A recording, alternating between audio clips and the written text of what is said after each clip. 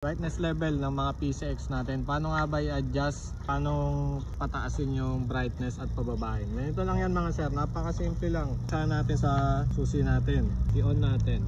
Press lang natin yan hanggang mag-green. Then press natin to. Sa natin. Hanggang sa bumukas yung panel. Press nyo lang to. Dalawa. Pagsabayin nyo lang. And magbiblink yan.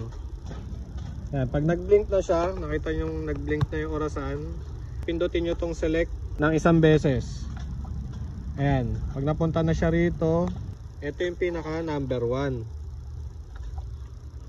5 4 3 2 1. Yan yung pinaka mahina niya mga sir. Tapos pagka naset nyo na, ako kasi ang pinaka gusto ko yung number 5, yung pinaka malakas. Pag naset nyo na, okay na yan. Pindutin nyo na isang beses yung set.